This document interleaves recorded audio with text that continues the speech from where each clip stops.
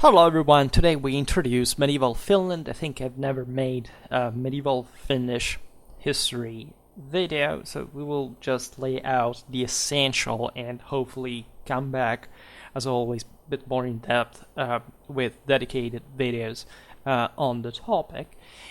We start from the, let's say, a bit of the also ancient background necessarily both for the settlement of the Finns, of the Sami, the differences, and of course the importance, let's say, of ancient Finnish history, albeit as you can imagine, the written records on the country and its people remain very scarce during the era, from basically any source, every culture. Written sources are of foreign origin, of course, and include Tacitus' description, for example, of the Fenni in his Germania. We have rune stones, the sagas, written down by Snorri Sturluson later on in the Middle Ages, as well as the ecclesiastical epistolaries with Papal Rome during the 12th and the 13th century that illustrate mostly the delay in ecclesiastical coordination, right, for the mostly with Sweden, for the consolidation of a Finnish church. We will see this in some detail.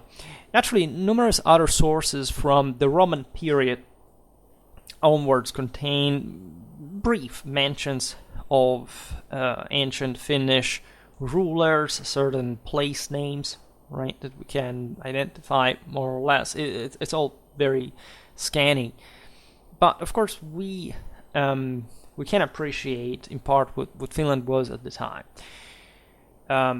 In fact, these sources go as far as saying that Finland was a sort of realm, right? This is naturally pretty improper to define as such. But let's say the fact that the country had a culture of its own. Today we do not talk specifically about ancient Finnish history as such in depth, right? But it was noticed, right, by the ancient ethnographers and so on. The oldest surviving mention of the word Suomi, so of course Finland in Finnish, is in the annals of the Frankish Empire, written between the mid-8th and the early 9th century.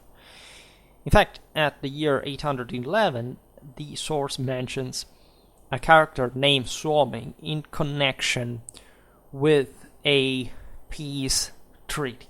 As far as the oldest known Scandinavian sources mentioning Finland, we have two rune stones, the one of Söderby in Sweden, Uppland, with the inscription Finland. This is the rune stone U582, Söderby Karl, in fact, in the North Tälje municipality, in the Roslagen area of the east coast of Sweden. And then we have one in Gotland. So you understand they're obviously closer to Finland than other places in Scandinavia, with the inscription Finlandi, this other rune dating to the 11th century, the G319 one. The rune data catalog number for the description of runestone made in the from limestone, right? It's now located in the Ruther Church in Gotland. Aside from these mentions of the country, the most important source type to just generally speaking describe the Finnish Iron Age is the archaeological one, right? Understanding more or less what kind of material culture existed at the time, what's probably the wealth of the land was about. There are other, say, tools in many ways. I don't know, DNA analysis, There is also computer linguistics, because as we will see now, understanding exactly how Finnish came about in these areas, the influences with Indo-European strata, for example, and the general, influxes received also throughout the time are really important in such a stratified area. Now, production of iron was adopted in Finland in some cultures from the east. Right, we start seeing these manufacts imported around the mid first millennium BC. So more or less, while this was spreading elsewhere in Europe. In the late first millennium BC, we see the Baltic cultures already established. Fundamentally, most of the iron was produced in situ. There are interesting sites such as Perno, Savukovsky, etc. The interesting thing is that during the Roman period and the general stabilization of Europe and the Mediterranean under, say, revolving around this major power, brought some stability in the Baltic as well. Right, there is surely an influx of imported iron in Finland. We see other artifacts such as Roman wine glasses and dippers. Naturally, plenty of coins from the empire. Surely Roman merchants visited the area, and a general awareness, as you see from Roman senatorial sources about the region, was there, right? And Finland was apparently stabilizing further. Also along the coastal regions, we see the settlements becoming more continuous. There are larger graveyards that seem to correspond in this case to a demographic increase, right? So there was surely also an important local surplus in spite of the general primitiveness of the times and places. And we see, in fact, from this era, lots of gold treasures, right, dating compared to basically the rest of Finnish history. Things changed with the migration era, when, as we'll see, there is a sort of process of encapsulation. From one side, you see agriculturalism spreading further inland, that, as you know, for the most, at least, what is the extension of the modern country was just wilderness. We'll come back on that later. Mostly we are looking at areas like southern Bothnia, right? And we surely see there the Norse culture starting to leave a substantial trace. There were surely settlers at this point as well from a while. We see mostly a militarized profile, though. Swords, other weapons in the burial customs. So there is the idea of times changing, right? As we've seen just in neighboring countries, pretty violent migrations taking place. We surely see Romano-Germano-Hunnic influence, right? As far as Scandinavia, that was allegedly even under some degree of Hunnic, if not direct control, but some sources make it clear that Attila's ambitions were that far, because anyone basically outside of the Roman Empire was under the hunt, right? And the thing mattered, because surely there had been Finns serving in the Roman army that joined the Germanic peoples, other groups, the Protoslavs, the same Huns, and these movements are well witnessed by also archaeologically by the general phase that Finland starts assuming. We still see most iron being forged domestically, probably in the bog form. And these changes, as we're saying, are not really, triggered by a sort of prosperity, right? If you look at the early Middle Ages, let's say, before the Viking era, right? Finland, say, coped with the broader contraction of the system demographically, agriculturally, by essentially boosting further certain technological elements. For example, fine crafts, a culture of its own, it starts rising distinctively in the area. You can see specific decorations, domestically produced, for weapons and jewelry. We have the finest luxury weapons, surely imported from Western Europe, and highlighting essentially a process of aristocratization. So a general need for a leadership like a seigneury that could, say, take care of the matter locally, probably with a worsening of the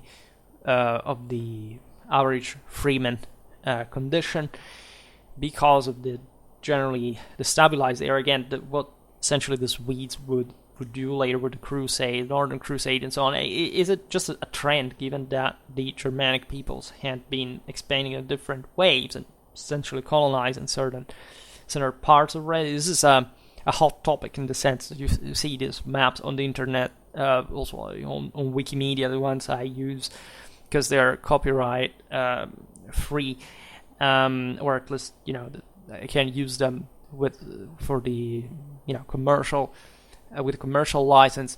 The historicity of this map is disputed because it essentially shows certain areas that were not quite fully controlled by the Swedes. But if we, throughout whichever time that this maps depict, modern maps naturally, but the concept is that these movements had been there for quite a while. So we will see also the ethnic picture there is probably more complex than the dichotomy, just Finns, Swedes, whatever. In any case, we find also the first Christian burials from the latter part of the early Middle Ages. We find, for example, the Veluta burial findings that are very interesting also for the human samples, literally, that show us what these people really looked like at the time. And recent findings suggest that Finland had been part of a substantial trade traffic already before the Viking era, right? This had brought silver onto the Finnish markets to an unprecedented degree. Surely, what would happen more intensely during the Viking era, in terms of contact with Constantinople, for example. So, between Scandinavian and Byzantine Empire, so via the Finnish southern coastline archipelago, as would happen also later with the Swedish colonization, brought the country to an important degree of Arabic or Byzantine trade influence. Right, we can see artifacts from those regions from the excavations of that era. Right, there are surely long-range contacts also from previous times. It's the first millennium BC. Probably the most exported item were furs, right? Weapons were imported as much as ornaments. The main trade partners were the closest ones, the Balts, the Scandinavians, right? And there were still, however, important eastern trade routes, right? And we see naturally that the most developed area of the country was the southern and the western one, so the one that would historically develop the most and would be mostly colonized, in fact, by the Swedes later. There were hill forts at this point. They, as we've seen, affirmed themselves mostly during the early Middle Ages for reasons of, again, seigneurial development and need of defense, but literally also of domination, in fact, over the surrounding districts. As we will see, medieval Finland will remain distinguished up to actually modern times by an incredibly scarce social stratification, because the surplus was very limited. So when we talk about these elites, naturally they are for these standards of early medieval Finland. But of course, they are important enough, and there is some historiographical debate regarding even the development of, kind of larger centers that I will not digress on consistently. But of course, these areas had never seen urbanization as it was intended in kind of Western, Southern Europe. Now, the ethno-linguistic formation of Finland is fascinating, and it's also a topic in which I'm not, of course, expert in, but that I can refer to, to a minimal extent.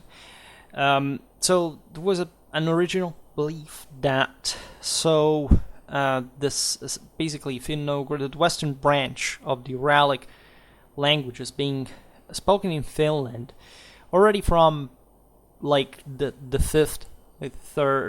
fourth millennium BC, right? And this would have eventually evolved, possibly under some sort of Indo-European influence at that point, in what would be the interland Proto-Sami, and on the coast in the Proto-Finnic, distinguished at that time.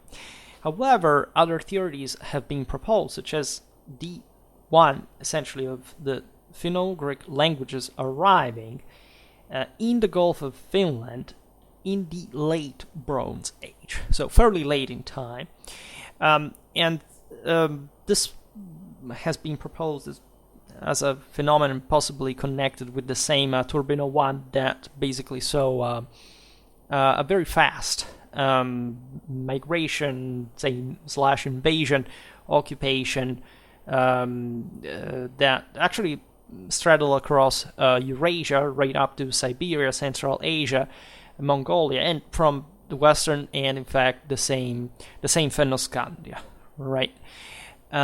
So the latter chronology is interesting because it would entail also that the region would have had an Indo-European language already on the basis of the cordware culture, the Yamnaya, that would, and possibly surely other Paleo-European languages, not only the European ones, over which the Proto-Finnic would have basically grafted itself, right, mostly located in the southern coast of the Gulf of Finland, and this would have essentially emerged to differentiate itself distinctly during the Iron Age, even relatively late in time, like in the late in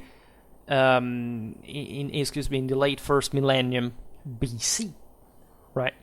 Surely we know that the region was under an interesting amount of influence. For example, the one of the Komsa culture, right, of hunter-gatherers, existing from around the 11th millennium BC in northern Norway, right, as archaeological finds from the Finnish Lapland would suggest. The same can be said for the Sviderian culture in the upper Paleolithic, Mesolithic Poland, basically overlapping almost with the territory of the modern country, which, of course, in the Baltic would have been also, I think this is witnessed by basically the equality of the Sujala and the Komsa finds.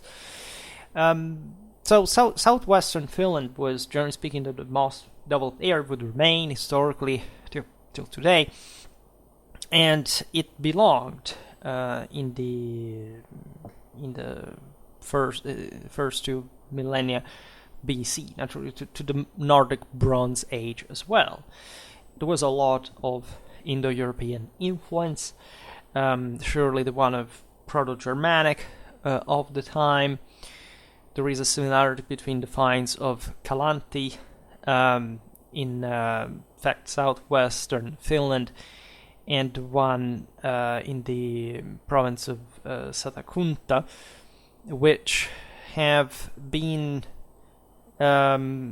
showing a distinct, let's say, compactness, linguistically speaking, from a Finnish point of view indeed, but that may entail as well some equally compact Proto-Germanic influence, right? Some component, especially during the early and Middle Iron Age, having basically contributed in forming it anyway.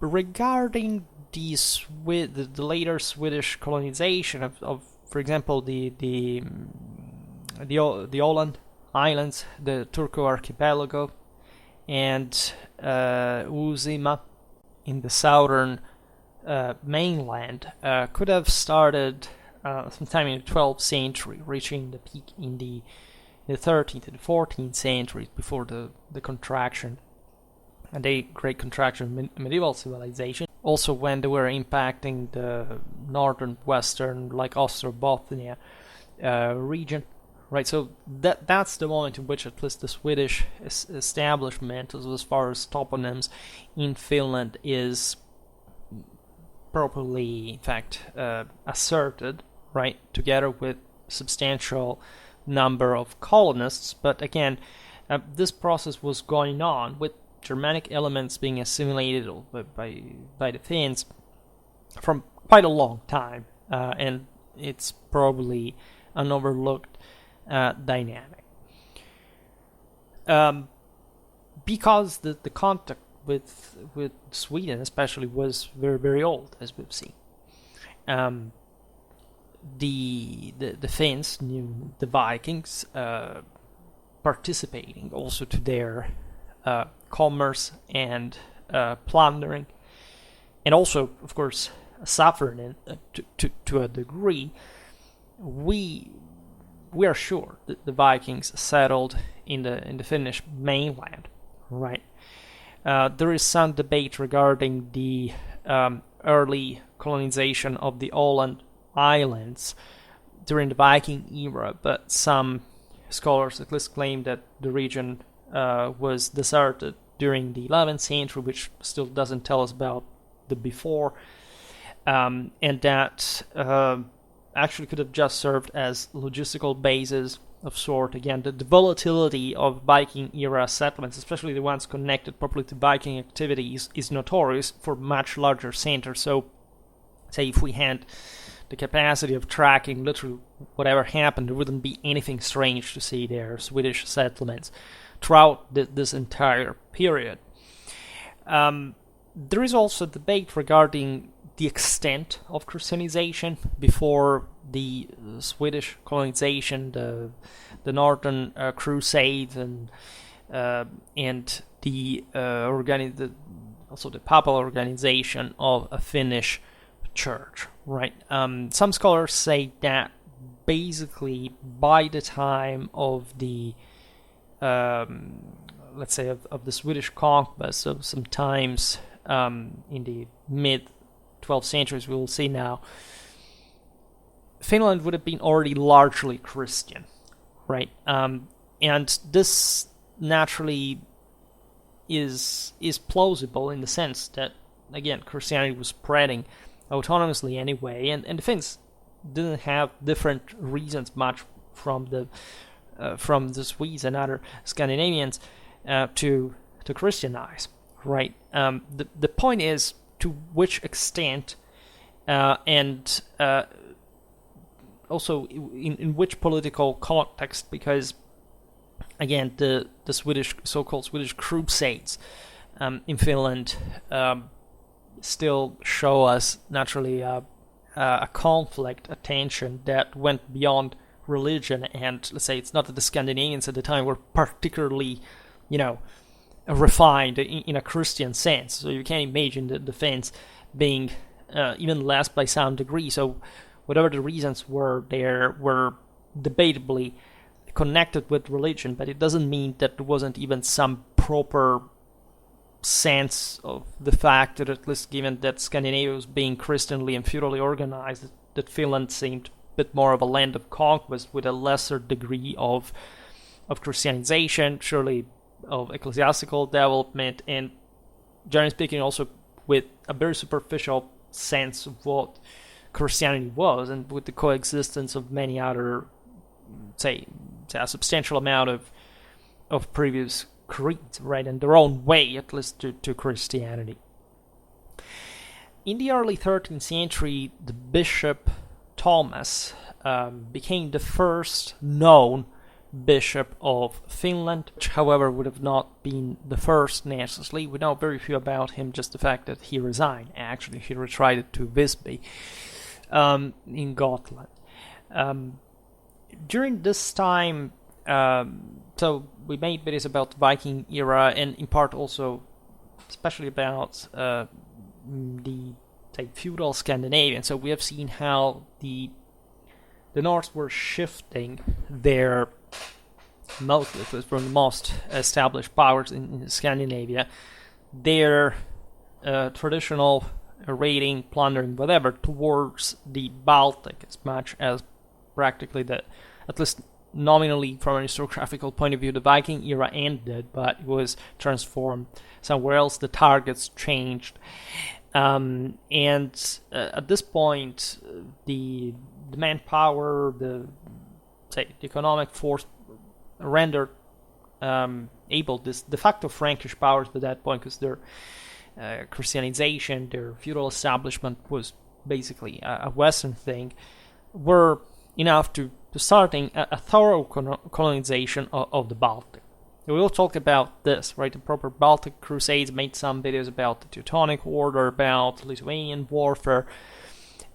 So Finland was, in many ways, one of the least appealing areas, but still something that could be added profitably to various powers' control. In fact, we're not talking just about the main powers in the area, namely Sweden and Denmark, but also the Russian Republic of Novgorod, that we will see now in the northwest of Rus, that controlled quite important areas also in the far north and White Sea and so on, and that was interfering mostly through Karelia in Finland, even clashing with the Swedes, as we will see now, and the papacy, and essentially triggering some proxy wars in which also the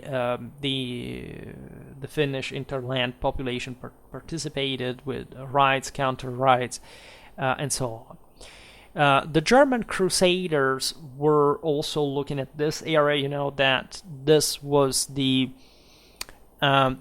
truly the larger force involved, not just through the military orders, but also the answer, the mercantile power, and most of the game consisted in essentially seizing control of the coastal strongholds, from which essentially at the end of the valleys, from which the hinterland depended for exports abroad, and the Baltic Sea was starting to have quite intense markets. So all these powers were competing for taking control of some areas where it was quite difficult to centralize. In fact, the same Finns, while having their own chieftains, didn't really have, at least there is no evidence of a sort of even just recognized sovereign authority in the region.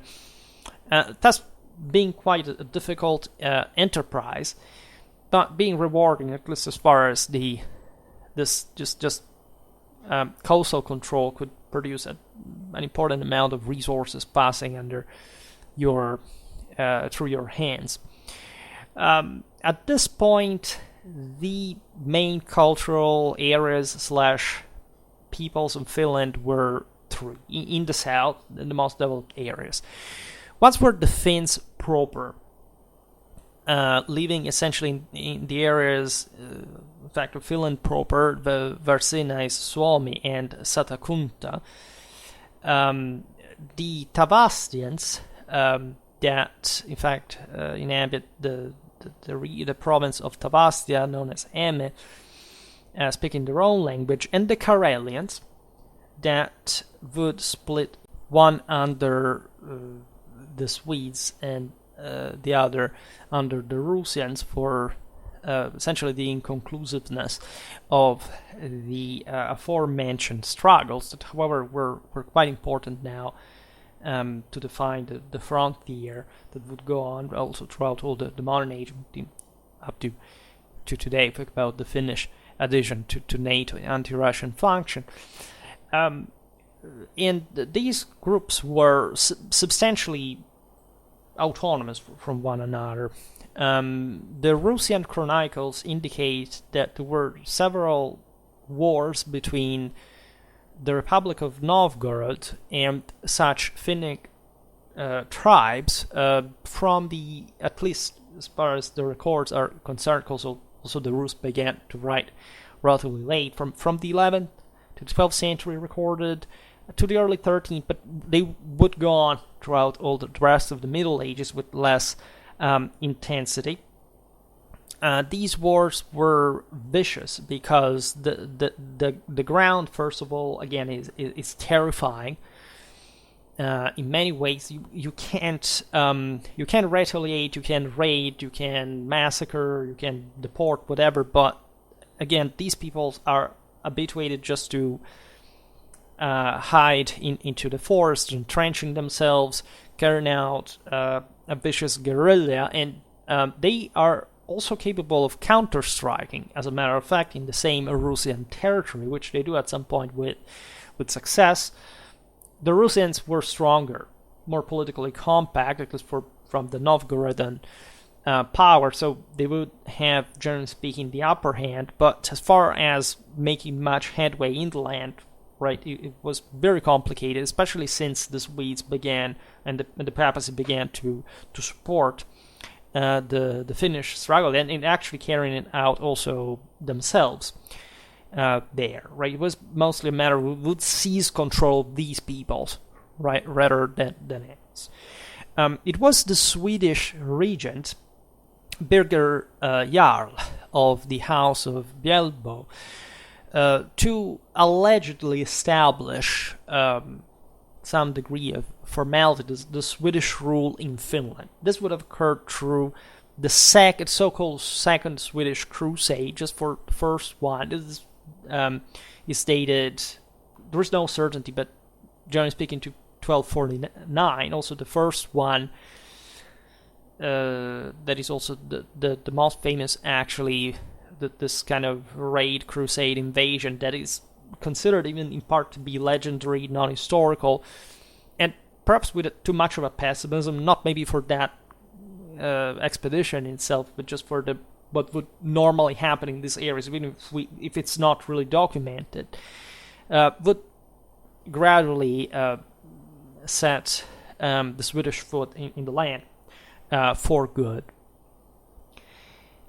These raids, these expeditions, were surely much more in number than the ones we see. Here, these ones are recorded mostly because they were led by either a king or a regent, so they acquire relevance as much as the compaction of the Swedish monarchy that, as we've seen in the video about medieval Sweden, took quite a while before properly taking off as a unitary power. And we have to think that these raids, again, were going on from since ever, right? You know, the kind of private houses would organize these expeditions as much as it would happen in a similar way during the Viking era, with war bands, with necessity of capturing the strongholds, exacting tribute from the locals, exploiting resources, carrying out raids in surrounding areas, try to compact some power locally, and taking the surplus back to Sweden, and participating through that in the competition for Swedish sovereignty, these kind of dynamics. So aside from the legendary nature of this or that Swedish crusade that cannot be quite confirmed and may have legitimately been made up, at least in the literary form in which literary historiographical form in which it arrived to us. These things were going on, right, for real, and from naturally much earlier than we think.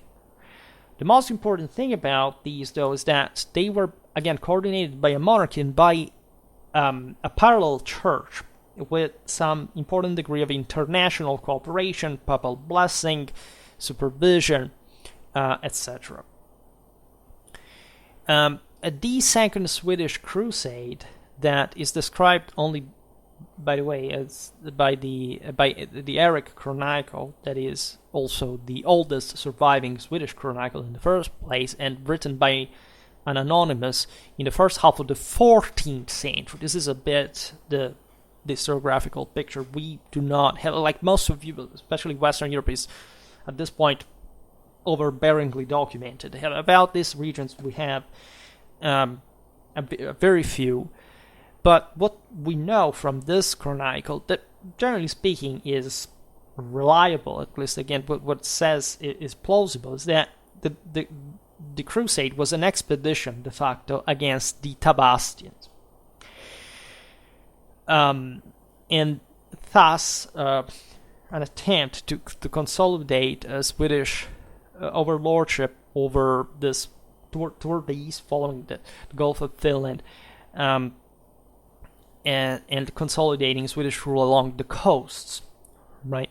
In fact, a papal letter from 1237 even states that the Tabastians had reverted from Christianity to their old ethnic faith, which may have been the casus belli in that situation. So surely lots of back and forth that also shows how the Finns were not really completely Christianized by that point and would have political reasons, namely opposing themselves to Christian Sweden, to revert in that sense to a pagan background, and that these struggles were simply going on, and they would for a while.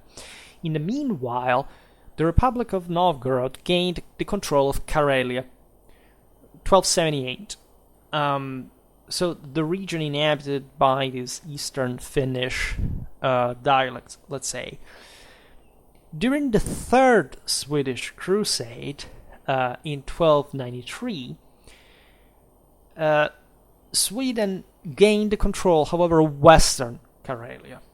Thus, this frontier would divide the West from the East, respectively, under the Roman Catholic and the Greek Orthodox, Russian Orthodox Church.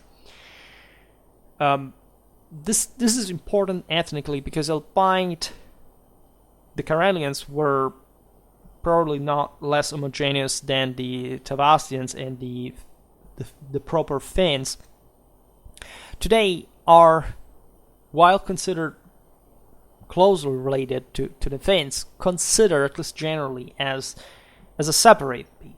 Because, of course, the two countries would take different directions, would receive different influences. And the main border was defined at the Treaty of Nöteborg between Sweden and Novgorod in 1323.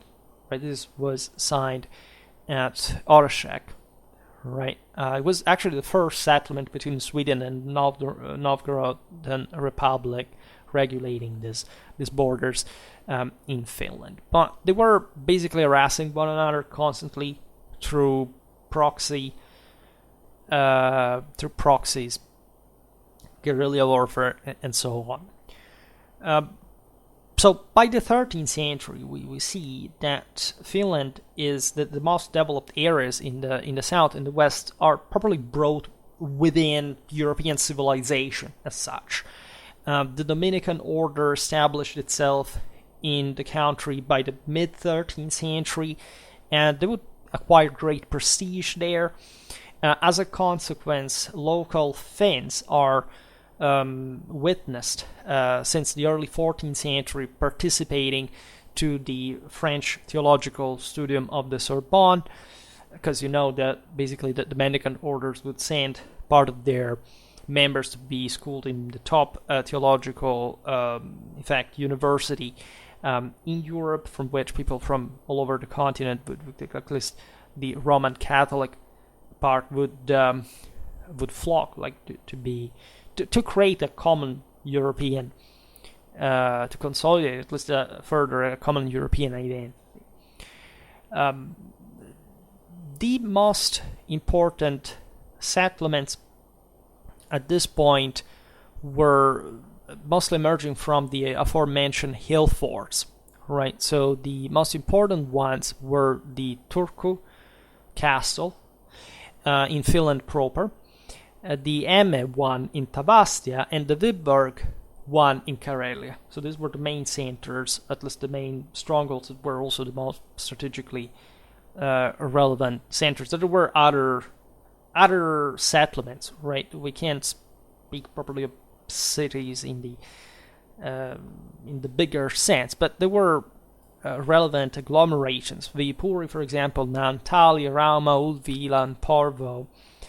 I don't know whether I'm butchering the pronunciation, but of course, trade, colonization, further settlement, etc., contributed to establish fortified enclosures, storing surplus, being able to expand from different areas, further encapsulation, and also pushing, as we'll see, a bit more towards the hinterland. Turku was really, again, one of the biggest centers not just in Finland, but in the entire Swedish realm, or at least what was controlled by the Swedes. Among the immigrants, there were German merchants and craftsmen that were, as we were saying before, quite important to revitalize kind of the local economy, connecting these Baltic centers a bit to the broader Asiatic traffics that basically exploited this longitudinal routes between Novgorod and London and beyond.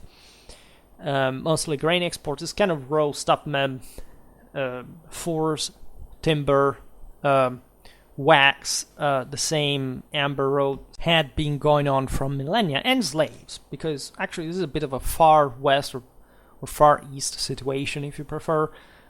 It's an incredibly brutal, violent frontier. We'll talk about this in a while, because literally the wilderness and tribes, cinematic tribes, are just a few tens of miles away inland, right? And those are places where hardly anyone ventured, if not for bloody hunting parties, including, people hunts. And this is, in fact, quite interesting, because slavery, as you know, remained in Sweden and in Finland for actually quite a long time, up to the late modern age. And that's how they were habituated. Now, aside from the German, so there was an interesting melange here, because the locals spoke Finn, and there wasn't, like, they normally didn't participate to much of any institution except the church in part, but the church spoke Latin. Plus there were the Swedes that were the local lords mostly. There were the Germans also as knights and part as lords themselves.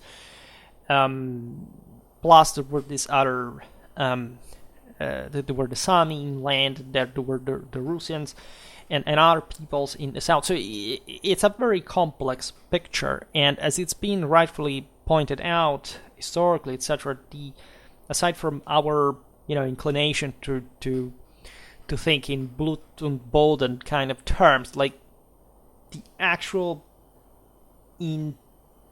political integrity of Finland didn't quite exist as such, right? It was just about controlling these specific centers and mostly under somebody else's dominion overall, and that's how they would mostly think like, right? Consider that there were some Finns that didn't like to be under the Swedes, and so that migrated further north in the wilderness to maintain their own pagan beliefs and freer lifestyle. And for the rest, like the degree of let's say of settlement development in Finland was quite low, right? For basically some of the lowest in Europe in the first place.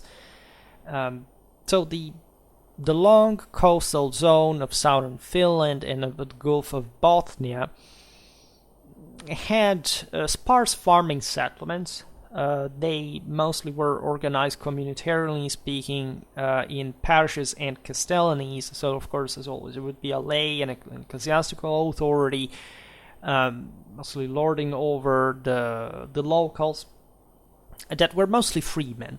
This is the general outlook. There was such a short social stratification. Aside, of course, there were serfs, there were slaves, etc. But there was not much of a way, even in terms of surplus, to control these people. So the sense that there would be a sort of small-scale free peasantry in Finland is something that lasts very long in time, even more than in Sweden, for example, right, until the modern age. But naturally with quite harsh living conditions. In the hinterland, you have small and sparsely populated of Sami hunters, fishermen, also small-scale farmers as well, living. These are not really very safe areas to go. The southern, like the Finns, as we've seen, the Finns proper, the Vassians, the Karelians, and so on, had traditionally launched through hunting parties, as we've seen in the Sami hinterland, right? And with the Swedish colonization, the consolidation of local institutions, government, and so on, the Samis were exploited, right, by mostly the Finnish, the Karelian tax collectors that kept kind of operating a bit like a mob and eroding, by the way, also the Sami territory, but not much to a great extent, because it was really unprofitable aside from these collections, let's say. During the 12th and 13th century, however, a great amount of Swedish settlers increased the southern and northwestern coastal population of Finland. They established in the Åland Islands and to the archipelago between Turku and the aforementioned islands. In these places, in fact, Swedish presence is still very strong today. At the time, it came to be the language of the upper class, right, as much as in other parts of Finland as well. And that was kind of the colonialistic mentality, right? The Swedes were more politically compact. They had the better military. They had more kind of economical, demographic resources to expand. Again, it was a sort of continuation of the Viking era, especially as the migratory process was concerned. These were places where you could simply settle, just freely, right? Moving there, we're talking about the High Middle Ages, Late Middle Ages, are incredibly primitive, archaic times, especially in these places. So the name Finland, as such, originates, as you understand, from the Finns, right, proper, but it came around as at least as a bit of as a standard term only in the late modern age, right? The first known mention of Finland, as we've seen, is in the runes. The original Swedish name to term Finland, so these areas were part of the broader Swedish realm, was Österlands, right? So simply the lands of the east, right? And that's how simple and effective the concept really was. These are the eastern places. These are the people where the people go, where we settle, where well, there are wilder areas, but they are sort of effective for as a valve to vent out our forces. And the plural here, lands, technically entails the aforementioned Finland proper, Tavasti, and Karelia that were originally considered as a different thing. So the term Österland was used mostly between the mid 14th, let's say, and the end of the 15th century. During the latter, which Finland began to be used as a synonymous with Österland, because Finland proper was the most important area, as we've seen with Turku and most of the Swedish government there, albeit it was again not properly a unitary thing, but the sense that Finland was just one country by the end of the Middle Ages was already coming about and would consolidate only in the 18th century. During the 13th, the bishopric of Turku was established. The Turku Cathedral is basically the seat of the Archbishop of Finland, and as well as the center of the cult of Saint Henry of Uppsala, who, together with the King Saint Eric, had participated to the essentially to the first Swedish crusade, and that became, in fact, as a martyr, a central figure in the local Catholic Church. Again, his historicity is highly debated. In any case, the meaning behind this, especially his killing at the hand of the peasant Lalli, there remains yet another apocryphal character from Finnish history that, however, is quite archetypal because he represents a bit the, in fact, the sinful chthonic element, right, of the local subjugated population that is tricked by unmanly by his wife, who basically tells him a lie regarding the bishop having passed by and having seized some goods, essentially stolen them. So Lalli reached Henry and killed him, right, and put the mitre in his head. And when he came back to his wife, he taking it off. That came off, in fact, together with his own scalp, as a divine punishment, again, as an admonishment to the locals not to, let's say, go against providence and, of course, the divine power. And it's more meaningful than as a folk tale, as say many other historical sources. And it exemplifies in general also the brutality of the context, and surely equaling the actual massacres, the infight between these groups, and how these crusades were actual crusades, right? Were actual military expeditions. But it would acquire a special meaning exactly because, like, if you look at all Scandinavian holiness, you realize that the traditional meaning of the hero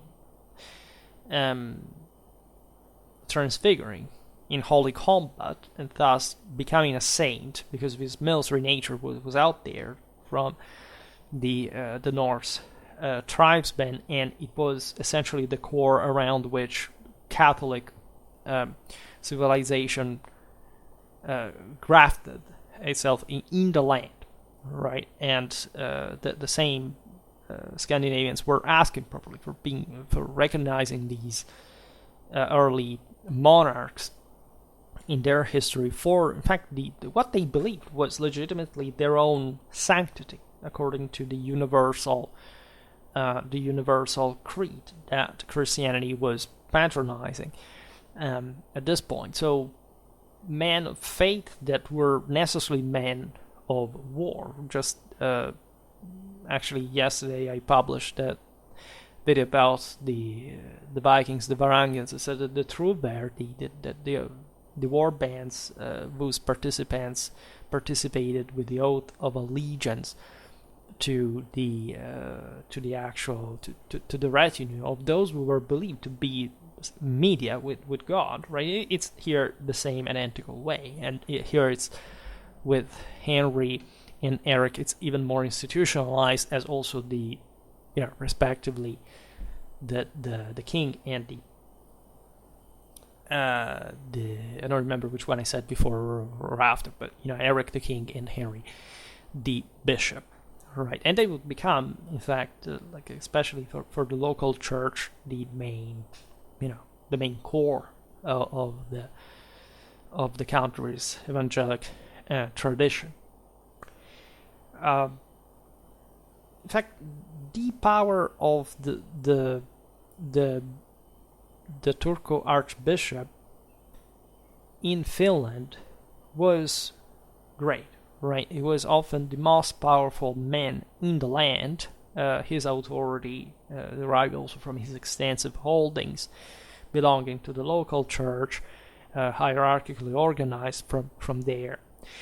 The bishops were, however, often Finns, so the idea that next to the more Apollonian leaders coming from Sweden, being more militaristic in nature, the counterpart necessary for the transfiguration came from the more Chthonic subjects, was also particularly important, right? If you look at the commanders of the various castles in Finland, which were usually Scandinavian or German noblemen, by the way.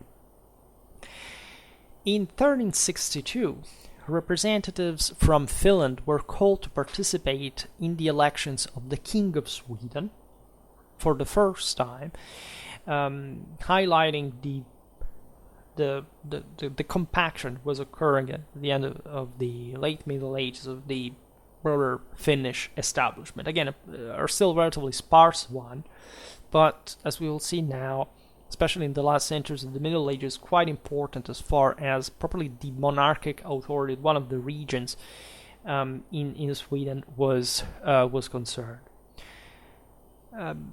As such, of course, Finland is considered to have been properly incorporated within the Kingdom of Sweden, right? To be properly a possession of the crown, the Swedish crown. As in the Scandinavian part of the kingdom, in fact, the gentry of lower nobility, the yeomen, consisted of magnates who could afford the armament for a man and a horse. Or again, this is not so much, but in absolute terms, as we've seen, there is a very poor social stratification for which there is not even such. There is a thin separation between the nobility and the yeomanry, for that matter.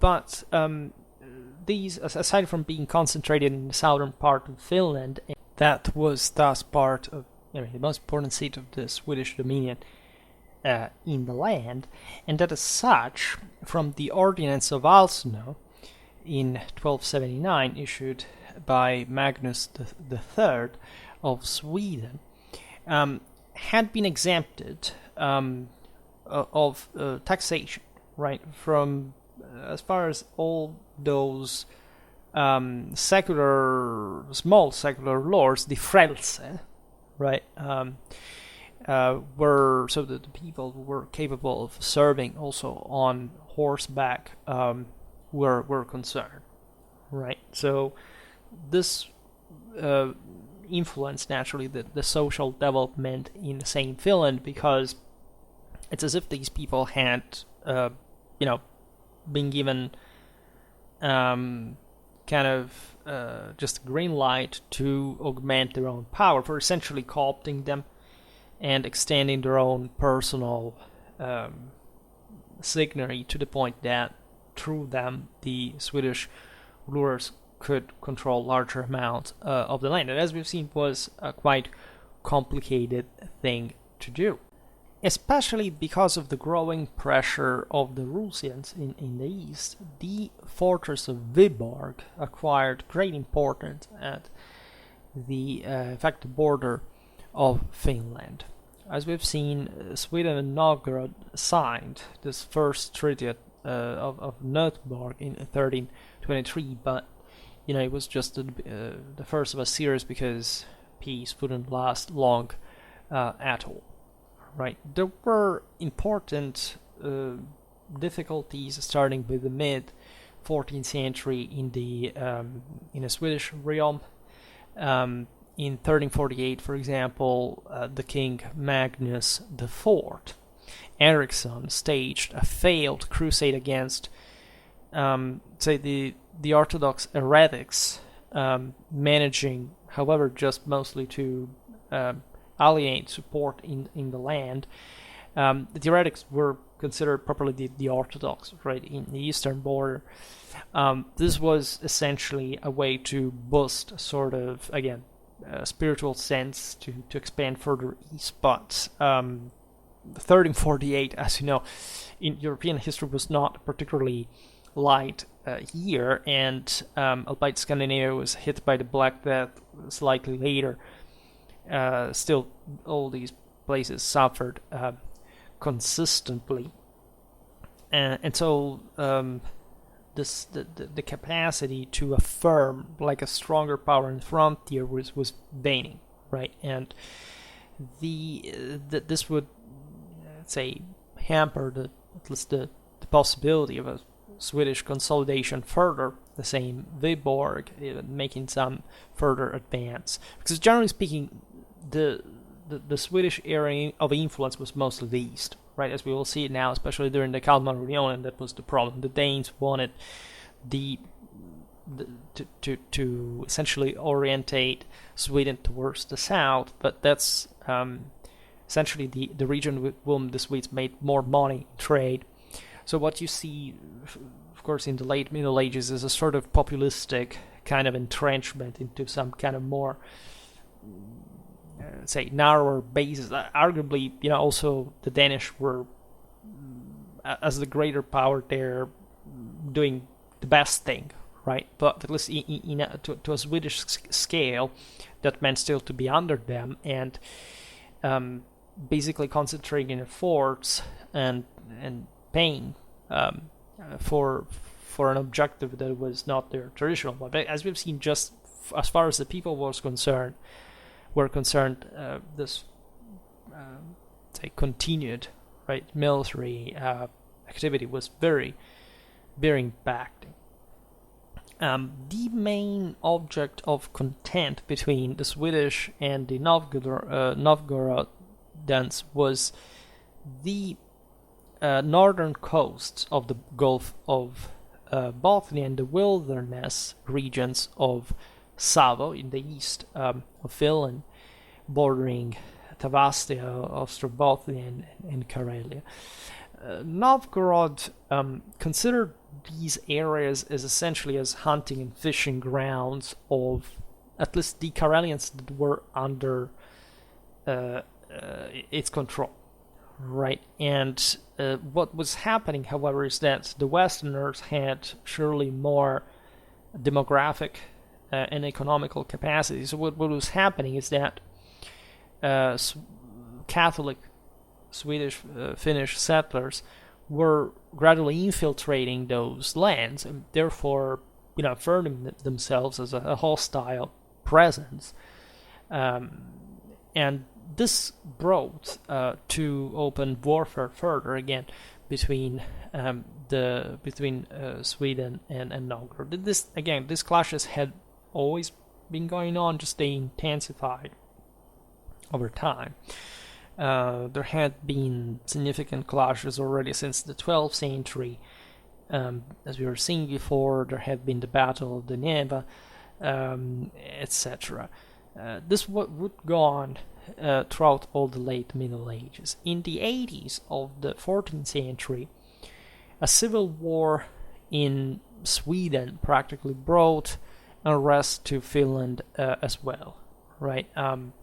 Who won in this I made a video about medieval Denmark as well. So who won this broader clash was Margaret I of Denmark, right? That was, however, Queen regnant not just Denmark but also Norway And in Sweden from this time until her death, right? And she founded, famously enough, the Kalmar Union.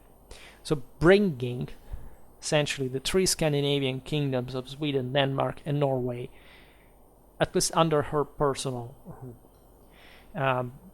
That was personal in nature, right? It would go on until the early 16th century, but quite strained, especially because of the Swedish rebellions and for the mechanisms we explained before. The Danes wanted to make war essentially with the southern Baltic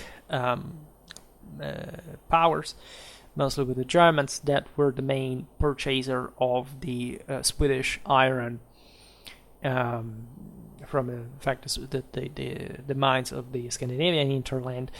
And since there wasn't a great amount of resources to maintain stably all these crowns under a single one, because a country would call some other of these, even German princes, here and there with the retinues, and so there had to be a war that was mostly fought at sea, but it squeezed dramatically the local peoples as far as the military force was concerned, engulfed the region for quite intermittently from quite throughout all this time, practically. In all this, Finland wasn't quite participating actively to that, and so what really happens during the Kalmar Union that is really fascinating is mostly, say, within a Swedish within the Swedish orbit, because Finland was really trying to be let's say autonomous, but paradoxically this brought to the Finns to support the rightful Swedish say the main Swedish power, right? Properly the one of the monarchies would continuously consolidate more or less, even though quite gradually. Why? Because if Finland, that as we've seen was compacting, also in a unitary sense, right, politically wise, had been on its own, like the local rulers could have had much more free hand, right, to impose their own rule from within the same Finland. Instead, if such local rulers were essentially kept down by a strong Swedish monarchy, the Finland would have been freer, right, from the same monarchy. It would have just contented this broader obedience, and remaining within the Swedish orbit as a sort of protection as well, right? So this was a very delicate balance that succeeded at the end of the day. Finland became one of the most faithful lands to the Swedish monarchy in that regard, at least one of the major supporters of the Swedish unitary cause, right? And in a sense also the one of autonomization from the Kalmar Union, about which they didn't care even too much, right? The most important thing was just what would occur in terms of whichever usurper or anti-king, whatever, would have seized certain Finnish castles, and so what kind of campaign had to be carried out from Sweden, etc., to recover these castles. Everything was admittedly quite fragmented within, right? But it was, in that sense, better to support a guy that would rule over sea anyway, that some local tyrant, paradoxically, which arguably didn't serve just like the broader purpose of having a strong Finnish unity per se, right? And also in historical insight, but at the time, that's what the nobility mostly counted on, having a decentralized freedom of maneuver, let's say, rather than even committing themselves too much to something more locally active, and that would have required much more resources, right, being drawn from the land. And obviously Swedish power was much greater than the one that could lay in Finland, so if they had the opportunity, it would have just followed their own power policy. But at that point it was evident that there wasn't much to be done in that direction anyway, and they prefer to be, let's say, protected rather by the Swedish kings. So pretty messed up things happened. For example, the Victual Brothers that operated in the Baltic Sea, these were essentially a loosely organized guild of German, or broader kind of Germanic, we could say, privateers that initially started from the Mecklenburg nobility. These were all areas that were connected to the north, also dynastically, and the various nobility involved, etc. And needless to say, they represent a bit like the more daring companies of the second half of the 14th century. That were like the German mercenaries, for example, were a bit taking over Scandinavia, as you know, in terms of actual power. Was this substantial presence, as we've seen also in Finland, operating in the Baltic Sea, terrorizing the coastal areas, including the Finnish ones. For example, the Karsholm Castle in Ostrobothnia, the Saint Turkic one, and the Turcos Archipelago Sea, including the Åland Islands, were part of their bases slash targets, right? So these areas suffered because of their evident permeability. Right, and that's also why they needed further overseas protection. So the rest of the Kalmar Union history was characterized mostly by the Swedish attempt to break the Danish hegemony. Finland ended up involved in such struggles, and in spite of these, we can say that the 15th century was especially a time of further stabilization, right? Again, Finland was relatively peripheral, was not really involved in a direct sense, right? It would just support this guy or this other, but it was not like the center of the same struggles. And population growth, economic development were there. And again, this unitary profile that we have seen, that it starts spreading also these eastern lands, eventually becoming Finland proper from the homonymous land, started significantly at this time.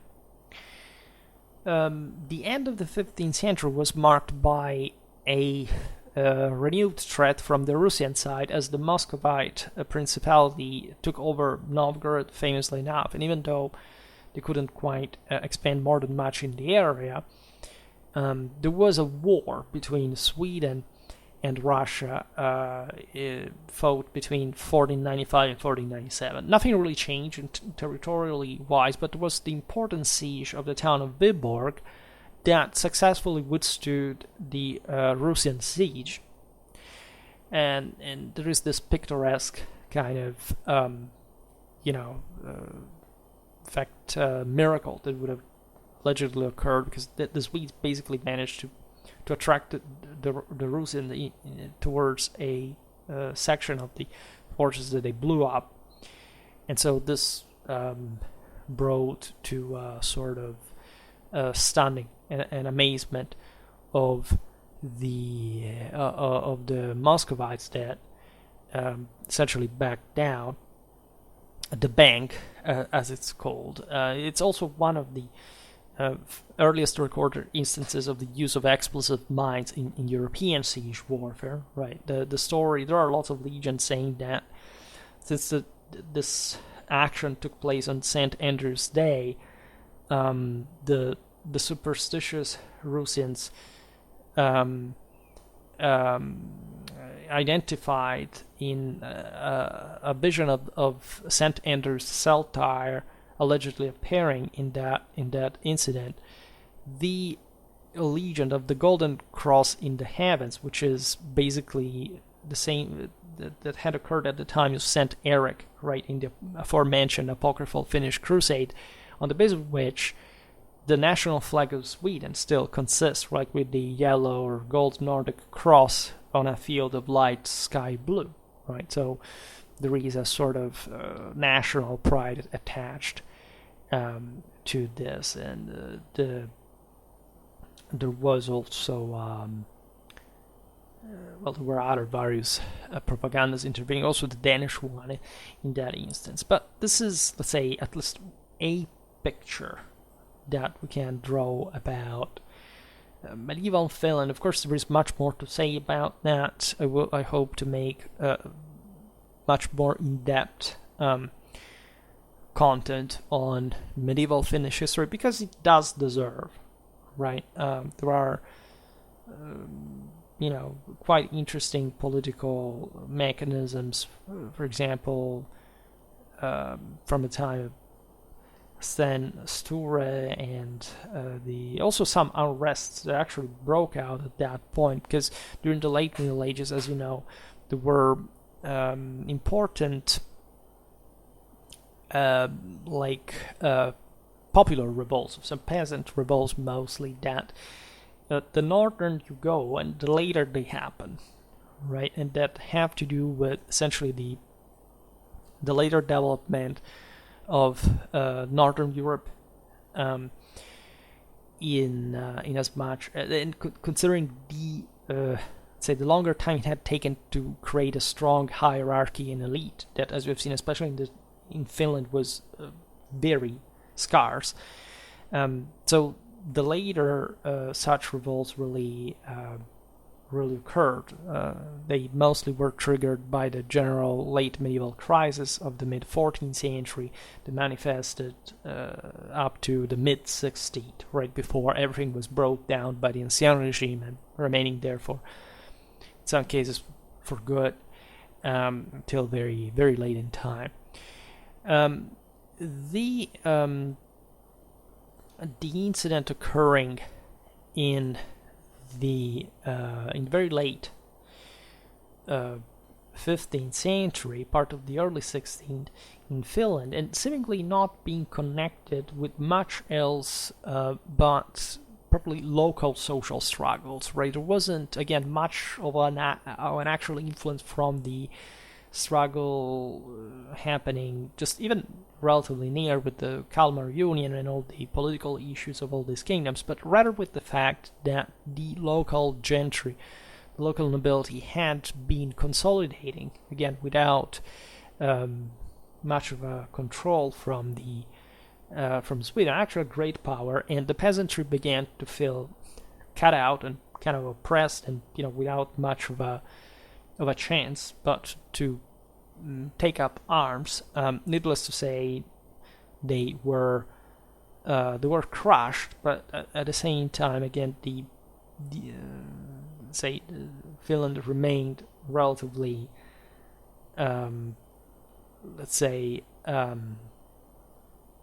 relatively more